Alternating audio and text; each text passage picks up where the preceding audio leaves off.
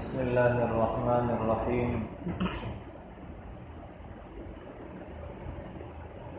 آپ علیہ الصلاۃ والسلام کی حدیث ہے،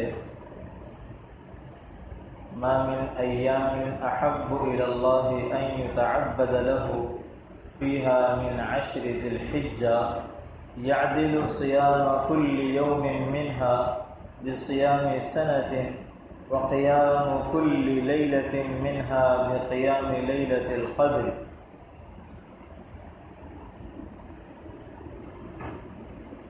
حدیث کا ترجمہ یہ ہے کہ اللہ کے نزدیک ان ایام سے بڑھ کر کے عبادت کے لیے اور کوئی ایام اللہ کے نزدیک بہتر نہیں ہے جو ذی الحجہ کے 10 دن ہیں، اور فرمایا کہ اس کے ہر ایک دن کے روزے کا ثواب 1 سال کے روزے کے برابر ہے، اور وقیام کل لیلۃ منها بقیام لیلۃ القدر، اور اس کی ہر رات کی عبادت کا ثواب گویا لیلۃ القدر کی عبادت کے ثواب کے برابر ہے۔ ذی الحجہ کا مہینہ تقریباً 1 یا 2 دن کے بعد شروع ہونے والا ہے۔ آج ذی قعدہ کی 28 تاریخ ہے۔ ذی الحجہ بہت ہی اہم مہینہ ہے، اس کے اندر کئی طرح کی عبادات ادا کی جاتی ہیں۔ اس میں سب سے بڑی عبادت حج ہے۔ اس مہینے میں حج ادا کیا جاتا ہے۔ دوسری نمبر کی عبادت قربانی ہے، وہ ادا کی جاتی ہے۔ تیسری نمبر پر عید کی نماز ہے۔ عید اللہ کی طرف سے مسلمانوں کو خوشی کا موقع ہے، عید آتی ہے، عید کی نماز ادا کی جاتی ہے۔ اور اس کے ساتھ ساتھ چوتھی عبادت اس کی 9 تاریخ سے لے کر کے 13 تاریخ تک ایام تشریق ہیں، ان میں اللہ کی بڑائی کے الفاظ کہے جاتے ہیں۔ اور اس کے بعد فرمایا کہ جو شروع کے 9 دن ہیں، ان 9 دنوں میں ہر دن کے روزے کا ثواب 8 دن تک 1 سال کے روزے کے برابر ہے، اور ہر سال اور ہر رات جاگنا لیلۃ القدر کی عبادت کے برابر ہے۔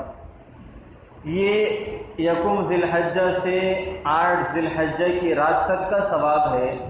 اور فرمایا کہ جو آدمی عرفہ کے دن کا روزہ رکھتا ہے، عرفہ کے دن کا روزہ، تو اللہ تبارک و تعالیٰ اس کے 1 سال پچھلے اور 1 سال اگلے کے گناہوں کو معاف فرما دیتے ہیں۔ اور عرفہ کی جو رات ہے، اگلے دن عید کا دن ہے، اس رات میں جو شخص عبادت کرتا ہے تو فرمایا کہ من قام لیلۃ العیدین محتسبا لم یمت قلبہ یوم تموت القلوب۔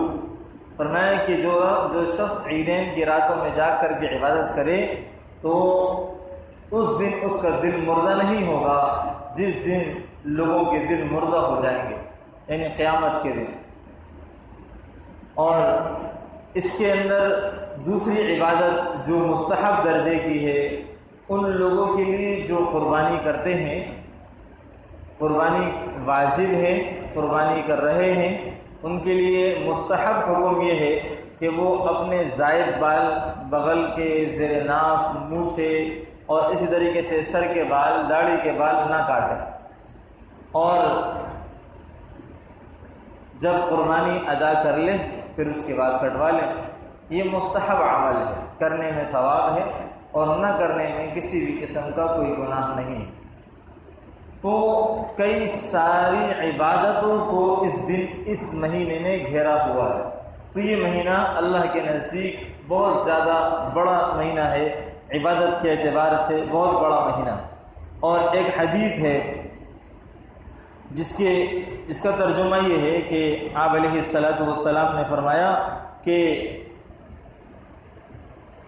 ذی الحجہ کے جو 10 دن ہیں، یہ عمل کے اعتبار سے اللہ کے ہاں سب سے بڑھ کر ہے، عبادت کے اعتبار سے اس سے بڑھ کر کے کوئی دن، اس سے بڑا ہوا کوئی عبادت اس میں نہیں ہو سکتی۔